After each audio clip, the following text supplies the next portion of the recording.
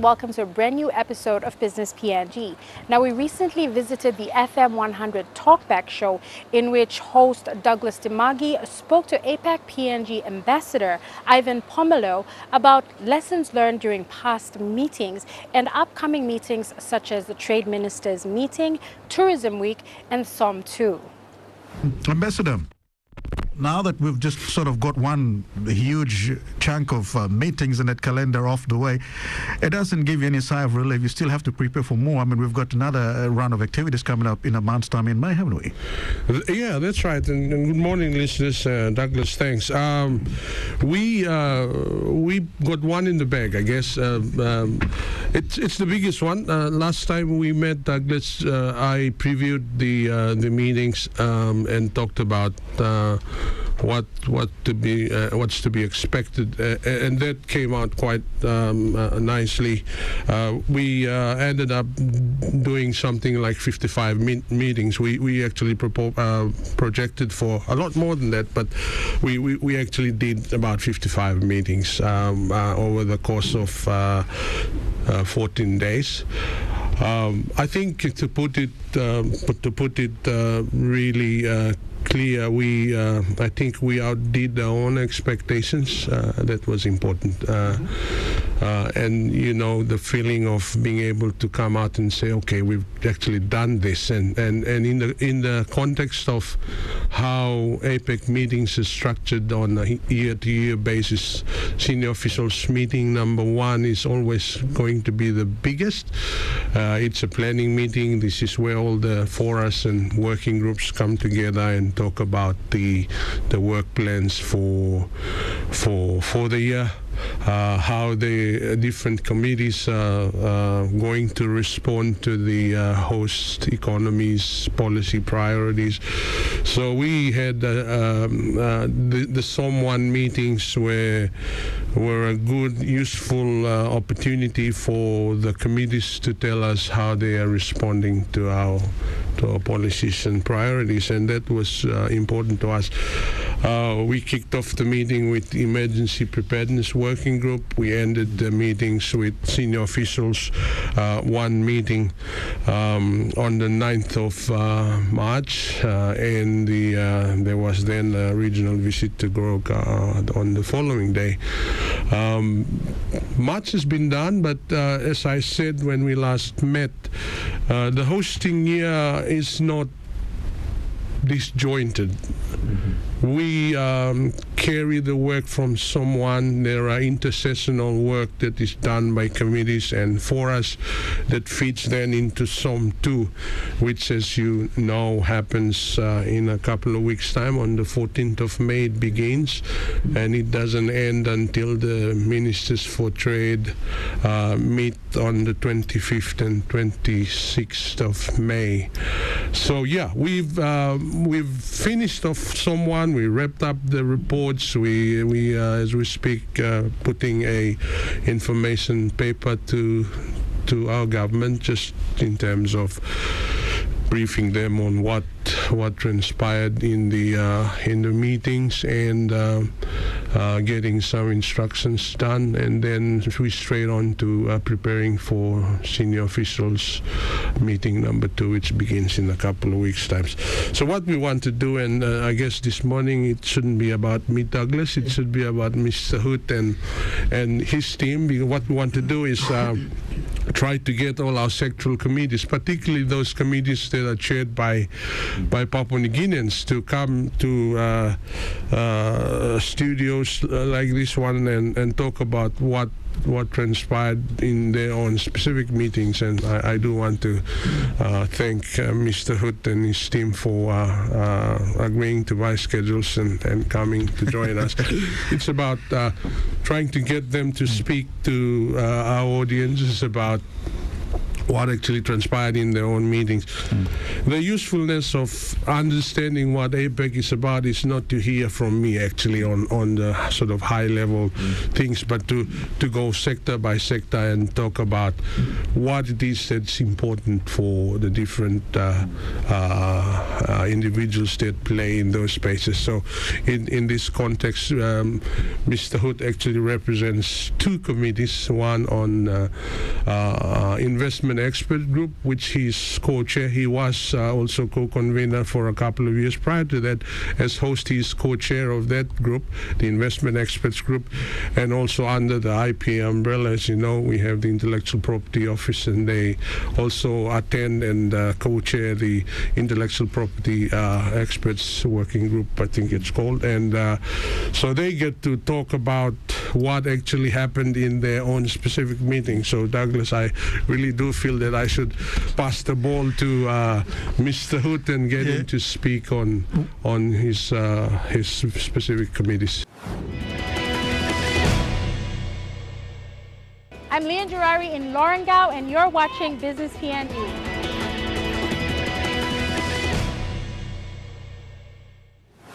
Joining Ambassador Pomaleu on the show was Managing Director for the Investment Promotion Authority, Clarence Hoot.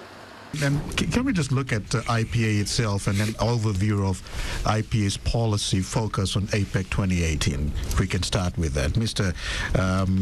Clarence Hoot is the Managing Director of the Investment Promotion Authority. Let me start off by giving you a short overview of the IPA. A lot of people tend to regard IPA as simply the registry office, the company registry office. In fact, it is a multifunctional agency by virtue of the government's decision to continue to add on responsibilities to the IPA. So first and foremost is the investment promotion function, which is undertaken by the Investor Services Division. Secondly is the Companies Office, which of course deals with registration of companies, business names, associations. Then we have the Intellectual Property Office, which deals with intellectual property rights and trademarks, patents, copyrights, and industrial designs. Additionally, we also house the Securities Commission of Papua New Guinea, which is entrusted with the responsibility of looking after the capital markets and unit trust. Quite recently, 2 years ago, again, the government decided that we should also take on another role, which is in relation to the personal properties and securities, which provides an avenue for SMEs to access finance from financial institutions. So it's quite a multifunctional organization. However, I think by virtue of those respective legislations, work is done easier by the fact that under each of those offices they have respective registrars and chairmen who run the technicalities and operational issues pertaining to the respective offices. Leading on to APEC, and as Ambassador said, we lead two discussion groups under the APEC, particularly under the Committee on Trade and Investment, which is the Investment Experts Group, and the Intellectual Property Experts Group. Let me start off by drawing the listeners to what it means from the Investment Experts Group perspective. And as Ambassador said, under CTI, two of the working groups that are directly under the IPA and contribute to the APEC discussions are the Investment Expert Group, which is IEG, and the Intellectual Property Rights Experts Group, the IPEG. I co-chair the Investment Experts Group, and again, as Ambassador said, I had the pleasure of co-chairing for the last 3 years up to 2016.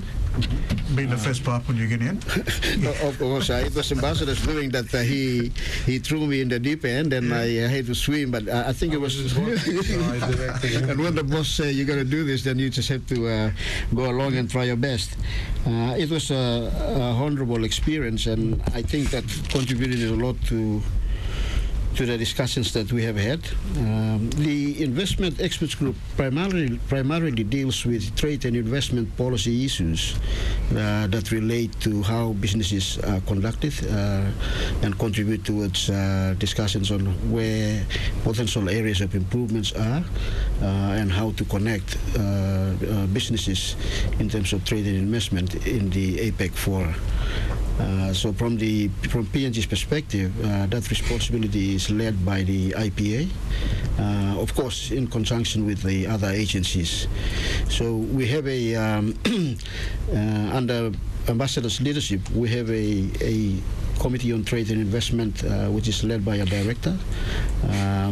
And under that, we also have a smaller group dealing with investment matters, which comprises people from Treasury Department, from the Department of Commerce and Industry, and other sectoral agencies.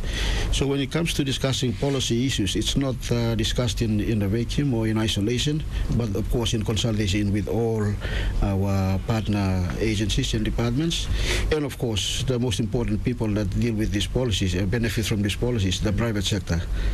So we continue to engage in those discussions with line departments and agencies and the private sector prior to going and taking it up on the agenda of the Investment Experts Group. Mr. Houghton, it's amazing the sorts of caps and hats you got to wear to be a part of this global community. But having 22 economies participate in these 21 economies, including Papua New Guinea, participate in this regional event. This is such a very big meeting that Papua New Guinea has ever staged.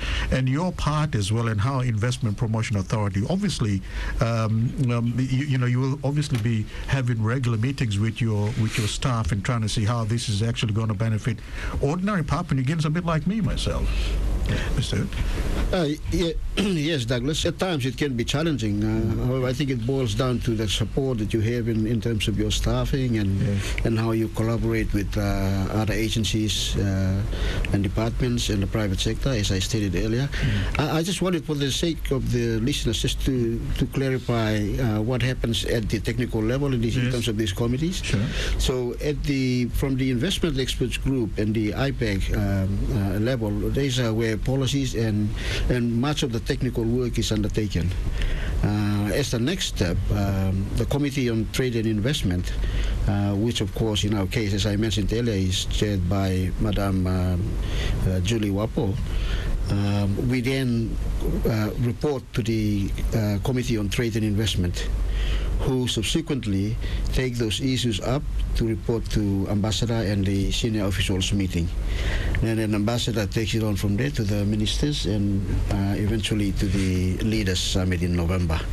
So that's the structure of the reporting and how we work the issues through, given the magnitude and the amount of work that needs to be done in terms of policy issues and how you grasp them. So so that at the end of the day, at the end of the year in November, what is provided to the leaders and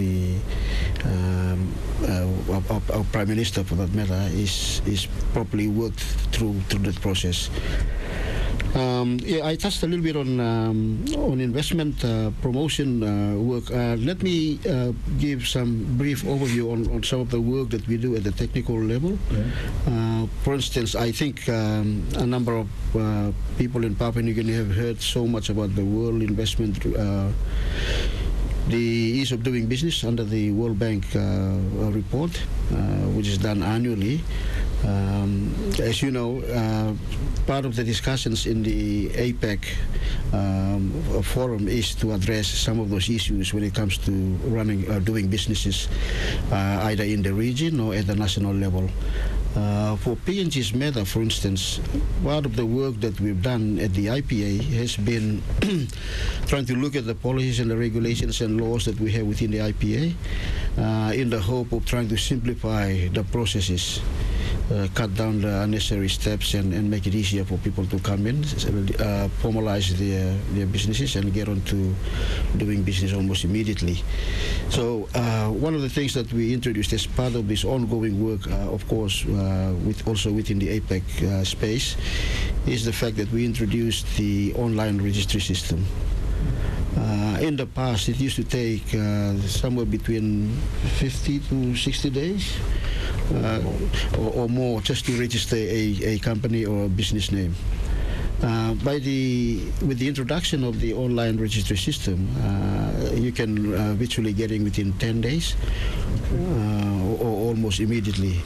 And you do it, of course, in the comfort of your own homes or in your office, or if you have a smartphone, as you're walking along the streets, you can do your business by registering it, or also by checking on the records of businesses that you have interest in.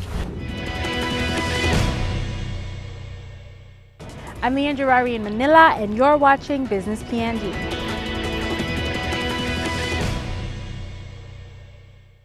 For the second round, SOM 2 meetings, how's that going? Preparations, and because we're just like weeks away from staging the... It's less than a month away. We start on the 14th of May. It commences with the APEC Study Center Consortium Conference on the 14th.